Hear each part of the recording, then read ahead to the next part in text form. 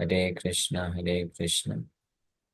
कृष्ण कृष्ण हरे हरे, हरे राम, राम राम हरे हरे। तो अभी तक हम लोग चर्चा किए भक्ति रसामृत सिंधु चैप्टर 1 पहला अध्याय ही चल रहा है। और इसके जो है आखिरी, जो शुद्ध भक्ति का जो लक्षण है, उसका आखिरी लक्षण अट्रैक्टिंग कृष्ण, सर्व कृष्ण जो सर्व आकर्षक है उसको भी आकर्षित करता है ये भक्ति। तो ये हम लोग यहाँ तक चाहिए थे। न साध्यति माम योगो, भगवान कृष्ण उद्धव को बोलते हैं इस चीज में, न साध्यति माम योगो, न सांख्यम धर्म उद्धवा, न स्वाध्याय तपस्त्यागो यथा भक्ति ममोर्जिता।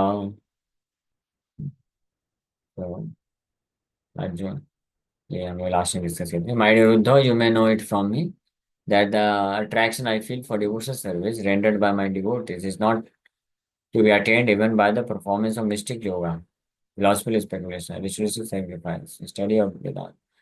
भगवान बोल रहे हैं कि जो आकर्षण मैं अपने भक्तों द्वारा शुद्ध भक्ति के भाव के प्रति जो आकर्षण मुझे होता है, वो मुझे किसी भी व्यक्ति के द्वारा योग साधन और तपस्या, दान और अन्य प्रकार के पुण्य कार्य करने में नहीं होता है। So how next अब one करें, how Krishna becomes attracted by the devotional service of his devotees is described by Narada in Srimad Bhagavatam 7th canto 10th chapter verses 48 and 49। तो श्लोक 48-49 में नारद मुनि बताते हैं कि कैसे कृष्ण अपने भक्तों के द्वारा जो शुद्ध भक्ति की जाती है उसके प्रति आकर्षित हो जाते हैं। So there Narada addresses King Yudhishthir while the king is appreciating the glories of the character of Prahlad Maharaj. A devotee always appreciates the activities of other devotees. Yudhishthir Maharaj was appreciating the qualities of Prahlad, and that is one symptom of a pure devotee. A pure devotee never thinks himself great. He always thinks that other devotees are greater than himself. So the king was thinking, Prahlad Maharaj is actually a devotee of the Lord, and while I am nothing. And while thinking this, he was addressed by Narad as follows. तो जब प्रहलाद महाराज का वर्णन सुने युधिष्ठिर महाराज नारद मुनि के मुख से, तो इतना बढ़िया प्रहलाद महाराज की भक्ति और साधन और उनके गुणों को सुन करके बड़े प्रभावित हुए युधिष्ठिर महाराज। और वो सोचने लगे कि प्रहलाद महाराज तो कई गुना अच्छे भक्त हैं मेरे से, और मेरे पास तो कोई गुण नहीं है, उनके पास ज्यादा अच्छे गुण हैं, इज बेटर देन मी। तो ये भक्तों, ये शुद्ध भक्त का ये भाव होता है, वो अन्य शुद्ध भक्तों को अपने से श्रेष्ठ मानता है। इस प्रकार से वो भी मानते हैं। युधिष्ठिर महाराज इस प्रकार से सोच रहे थे। लेकिन फिर नारद मुनि बताते हैं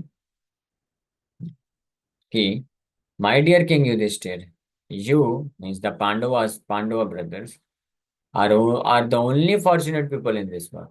नारद मुनि इनको इन्फॉर्म करते हैं युधिष्ठिर महाराज को कि आप जो पंच पांडव हैं, पूरे पूरे पृथ्वी में आप ही सबसे ज्यादा, you are the only fortunate, केवल आप ही भाग्यशाली व्यक्ति हैं। क्यों? क्योंकि the supreme personality of God that has appeared on this planet and is presenting himself to you as an ordinary human being।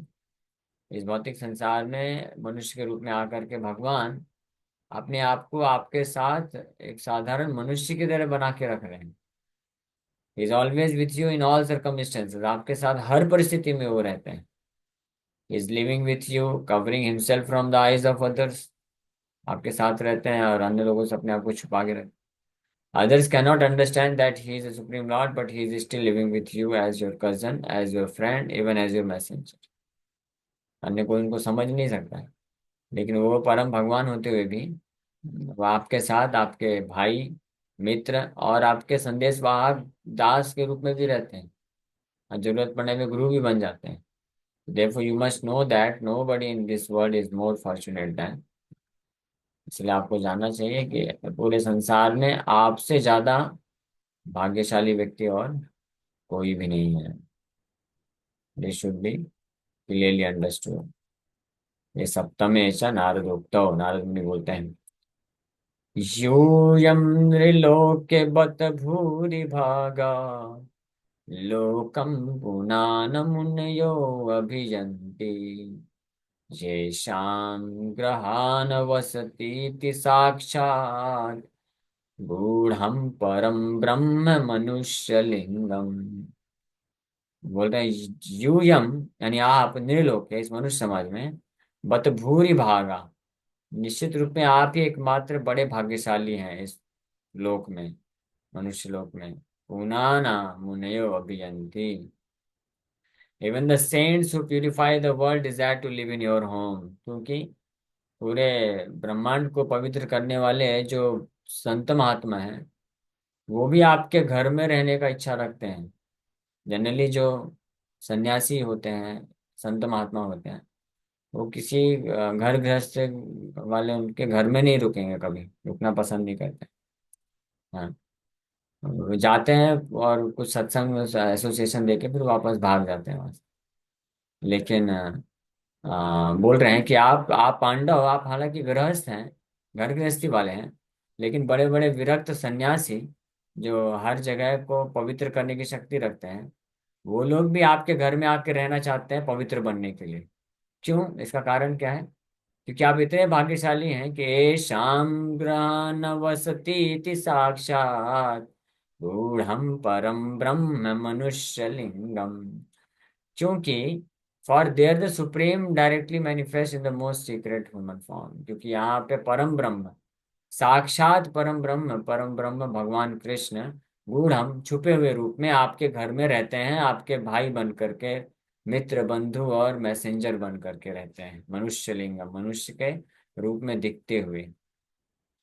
तो इसलिए आपसे ज्यादा भाग्यशाली और कौन हो सकता है? आप क्यों इतना टेंशन लेते हो? डोंट वरी, उनको इनकरेज किए नारद मुनि कि आप बहुत भाग्यशाली हैं।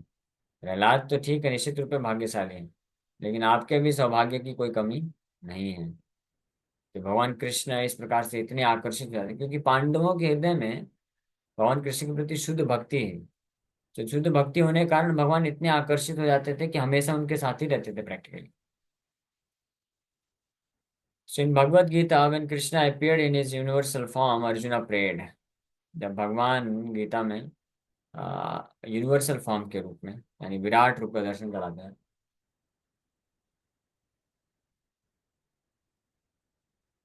तो अर्जुन इस प्रकार से प्रार्थना करते हैं, my dear Krishna, I thought of you as my cousin brother, and so I have shown disrespect to you in so many ways, calling you Krishna or friend.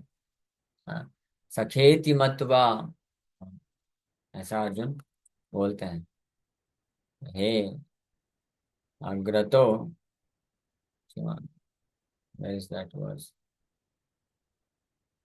किंच, ओके, जो सिक्स क्वालिटीज ऑफ भक्ति आ गया अलग। तो अर्जुन बोलते हैं सखेति मत्वा, आपको सखा मान करके, मित्र मान करके बहुत सारा मैंने अपमान किया है।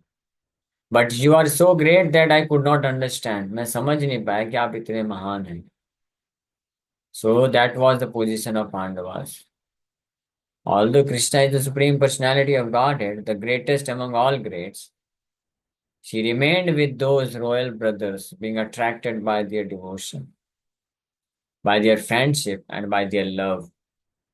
हाँ, तो ये पांडवों की पोजीशन है कि हालांकि कृष्ण परम भगवान है, सारे ग्रेटेस्ट अमंग ऑल ग्रेट्स, जितने भी महान महान व्यक्ति हैं, उनमें भी सबसे महान है, लेकिन फिर भी वो ये पांडवों के साथ रहते थे। उनके भक्ति, मित्रता और प्रेम के वशीभूत होकर के, आकर्षित होकर के भगवान उनको छोड़ के कभी जाना नहीं चाहते थे। हाँ, जब भगवान डिसाइड करते थे, कई बार ऐसा हुआ, डिसाइड करते थे अब हो गया, अब मैं जाता हूँ थोड़ा द्वारका में भी देख के आता हूँ, 16,108 रानियां हैं, इतने सारे पुत्र हैं पौत्र हैं, वो लोग क्या कर रहे हैं, कैसे चल रहा है, नहीं चल रहा है, तो मैं ज्यादा दिन नहीं रह सकता हूँ हस्तिनापुर में, चलता हूँ।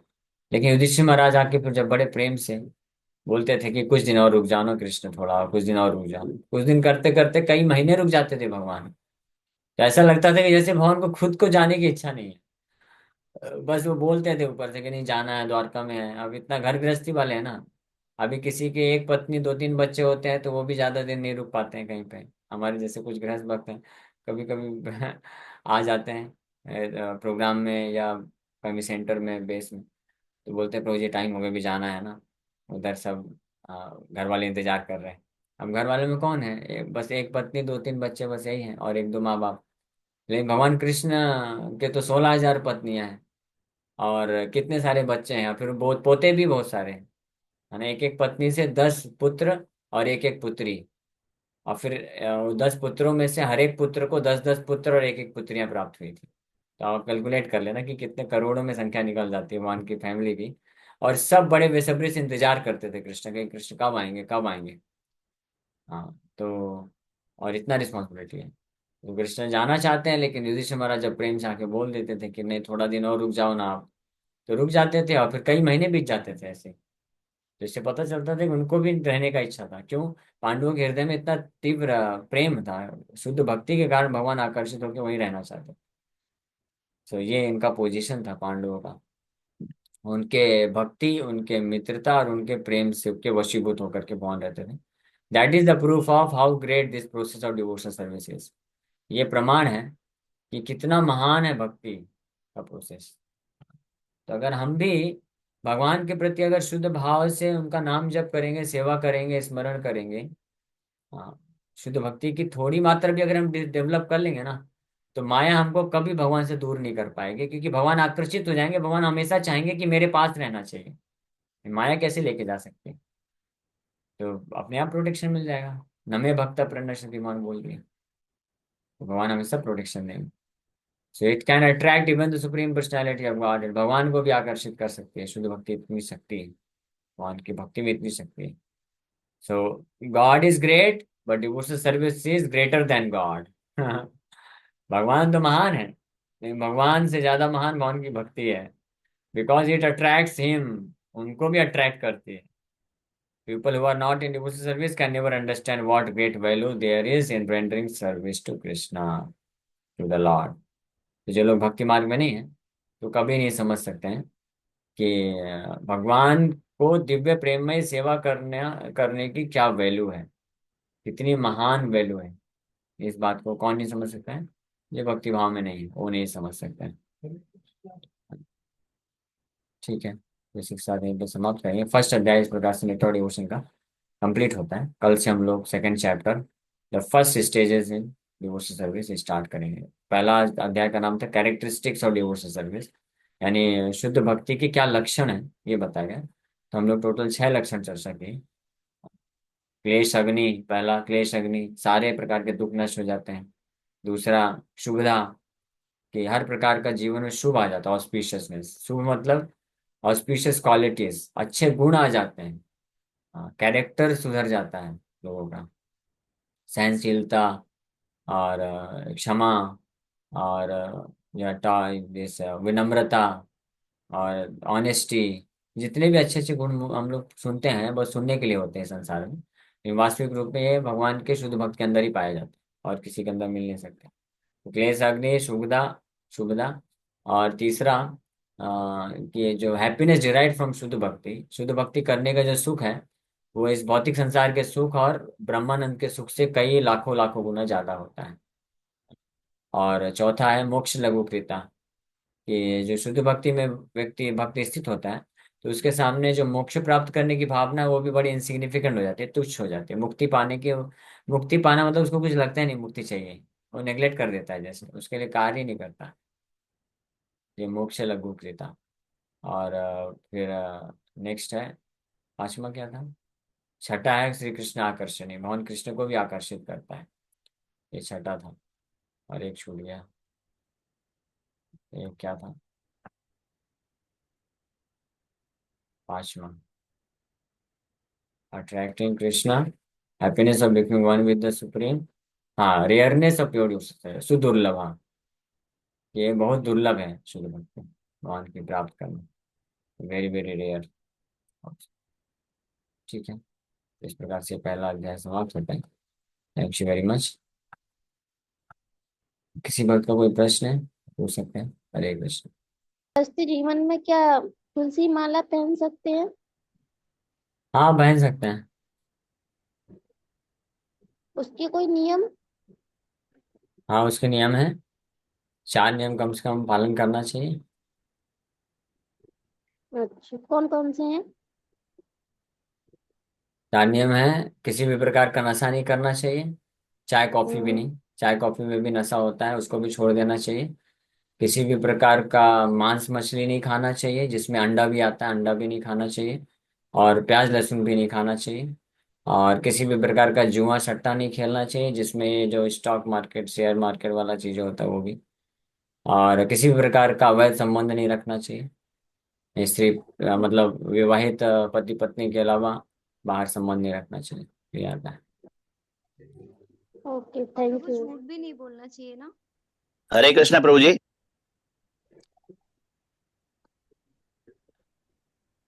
हाँ, यस संजीत प्रभु बोलिए। प्रभु जी, ये थोड़ा समझना था, जैसे कि भगवान कृष्ण के 16,108 गोपियां थी। लेकिन अभी एक दिन कथा में मैंने पिछले वीक में आप किसी ऋषि मुनि का या किसी का नाम ले रहे थे जिन्होंने 1 करोड़ शादियां की थी। वो कैसे फिर वो तो भगवान भी नहीं थे, फिर भी उतना उन्होंने मैनेज कैसे किया? हाँ, वो उन्हीं से जाके पूछ लीजिएगा, अभी क्या बताएं हम। नहीं नहीं प्रभु हमारे जी, लिए ऐसा नहीं। इनकंसीवेबल है। नहीं मतलब जैसे हम लोग तो भगवान के लिए बताते हैं कि भगवान तो भगवान है। हाँ हाँ, तो चित्रकेतु महाराज लेकिन तो भगवान के शुद्ध सामान्य। भक्त थे। सामान्य व्यक्ति नहीं थे, वो भगवान के शुद्ध भक्त थे। तो वो भी कर सकते हैं मैंने, हमारे हम लोग नहीं कर पाते, इसलिए हमको लगता है कि कैसे संभव। वो बहुत महान राजा थे, कोई साधारण व्यक्ति नहीं थे वो। हमको समझना चाहिए। और वो ये कलयुग की बात नहीं है, वो सतयुग की बात है। सतयुग में वो सब किए। ठीक है, तो वो कैसे कि हम अभी कंसीव नहीं कर सकते, हमारे लिए चिंतन के परे हैं। इस पर विचार मत करिए।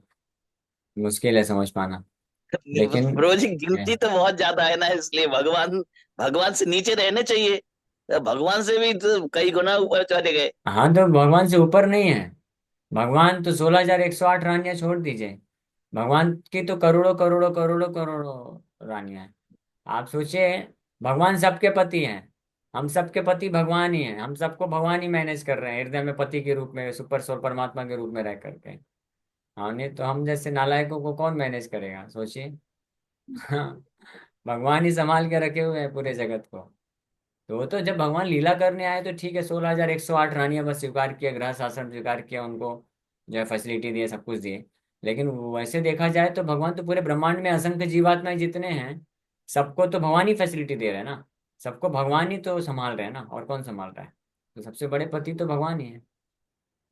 ठीक है, उनसे बड़ा कोई नहीं हो सकता। जी प्रभु जी, समझ गए। जैसे सो अपने दैट्स राइट। अपने कंट्री में जैसे प्रेसिडेंट राष्ट्रपति, हाँ उसी प्रकार पूरे ब्रह्मांड, कोटि कोटि ब्रह्मांड के पति हमारे भगवान। हाँ, भगवान अनंत कोटि ब्रह्मांड पति है, नायक है। So when the entire world is untrue, why do we humans strive so much for everything? The entire world is not untrue. ये जगत मिथ्या नहीं है, ये तो मायावाद कॉन्सेप्शन है। मिसकॉन्सेप्शन, वो बोलते हैं कि ब्रह्म सत्य जगत मिथ्या, ये जगत अनट्रू है। वैष्णव ऐसा नहीं बोलते कि पूरा जगत अनट्रू है या गलत है, मिथ्या है। वैष्णव ऐसा नहीं बोलते। वैष्णव बोलते हैं कि पूरा जगत सत्य है, लेकिन ये जगत जो है हमारा नहीं है, हमारे भोग के लिए नहीं है, ये भगवान के लिए, भगवान के भोग करने के लिए। तो ये मिसकंसेप्शन, अनट्रू क्या है, मिसकंसेप्शन क्या है? जो व्यक्ति ये सोचता है कि पूरा जगत मेरे लिए है, मेरे भोग करने के लिए है, दैट इज मिसकंसेप्शन। लेकिन पूरा जगत मिसकंसेप्शन नहीं। ठीक है ना। और humans strive so much for everything, इसका कारण क्या है? कि बिकॉज ऑफ इग्नोरेंस, अज्ञानता के कारण लोग इस प्रकार से सब ये करते कार्य। ओके, यस ललिता माता जी। हरे कृष्णा, प्रणाम प्रभु जी। प्रभु जी, ये गौर पूर्णिमा पर मैं डीटी लाना चाहती हूँ, गौर निताई के ला सकती हूँ? अगर आप ठीक है, ला सकते हैं अच्छे से, लेकिन डेली सेवा मेक श्योर करना पड़ेगा, कभी सेवा छूटना नहीं चाहिए भगवान का। भोग लगाना स्पेशली, भोग लगाना और आरती एक टाइम कम से कम होना चाहिए। हालांकि गौर निताई बहुत दयालु हैं, इसमें कोई डाउट नहीं है। लेकिन फिर भी हमको अपनी तरफ से, जब हम विग्रह घर में लाते हैं, तो विग्रह मतलब ऐसा समझना चाहिए कि हमारे जैसे फैमिली मेंबर होते हैं ना, तो हमारे परिवार के वो एक सदस्य हो चुके हैं। हाँ, बल्कि सबसे प्रमुख सदस्य हैं वो। और उनको कभी नेग्लेक्ट नहीं किए जा सकते हैं।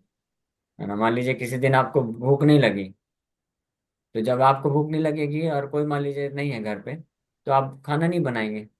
लेकिन अगर भगवान के विग्रह हैं तो आपको भूख ना लगी हो, लेकिन आपको बनाना पड़ेगा खिलाने के लिए उनको, भले कुछ भी थोड़ा सा बनाए खिलाएं। तो ये अगर ये मेक श्योर करना चाहिए बस। बाकी नियम पालन तो कर ही रही हैं आप अच्छे से, 16 माला जप हो रहा है, नियम पालन हो रहा है। तो इसलिए घर में अगर एक कम से कम 2 या 3 सदस्य ऐसे हों जो विग्रहों का सेवा करने के लिए तैयार हों, तब लाना चाहिए। वो बेस्ट रिकमेंडेड है, क्योंकि मान लीजिए कभी आपको बाहर जाना पड़ा या कभी तबीयत खराब हो गई, तो फिर कोई और सदस्य हो जो करने के लिए तैयार होने चाहिए ऐसे केस में। ठीक है। प्रभु जी, मैं भोग तो मैं 3 टाइम लगाती हूँ भगवान के, ऐसे फ्रेम रखी हुई हूँ। पर लाने हाँ, कोई नियम नहीं, जैसे हमें कहीं जाना पड़ा पूरे फैमिली के, फिर क्या कर सकते हैं? तो भगवान को भी साथ में लेके जाइए, वो भी आपके फैमिली मेंबर है। एक वो आता है, बास्केट लेके रखिए, उसमें भगवान को साथ में लेके जाइए जहाँ रहते हैं, वहाँ पे भगवान के लिए फिर भोगा बना के उनको खिलाइए। वो कर सकते हैं, उसमें कोई दिक्कत नहीं। बास्केट में भगवान को साथ में विग्रहों को लेकर के ट्रेवल किया जा सकता है, और जहाँ जाते हैं वहाँ पे फिर उनको उचित स्थान, कोई भी टेबल है तो उसमें साफ कपड़ा बिछा कर, वो कपड़ा उपड़ा सब साथ में लेके चलने का, बास्केट में सब रख के वो बिछा करके भगवान को वहाँ पे आराम से रख के, और फिर जो भी मिल जाए इजीली उसको वो भोग लगाना चाहिए, भगवान के सामने बैठ के जप करना चाहिए, सेवा करना चाहिए। ठीक है, तो ये बहुत अच्छी बात है। तो ये एक रिस्पॉन्सिबिलिटी वाली बात है।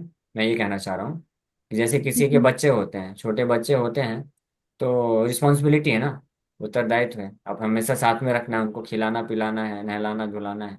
अब कहीं भी जाएंगे फंक्शन में, तो ये उत्तरदायित्व फिर लेने के लिए तैयार रहना चाहिए। नेग्लेक्ट नहीं कर सकते, कहने का मतलब ये है। तो अगर जैसे इस प्रकार से जो बड़े ही उत्तरदायित्व रिस्पॉन्सिबिलिटी लेके भगवान के विग्रहों का सेवा करेंगे ना, तो वो बहुत फास्ट एडवांसमेंट कर सकते हैं भक्ति में, और भगवान के प्रति आसक्ति उत्पन्न हो जाती है। ठीक है। ठीक है okay. Prabhu ji, Hare Krishna, thank you so much. Hare Krishna.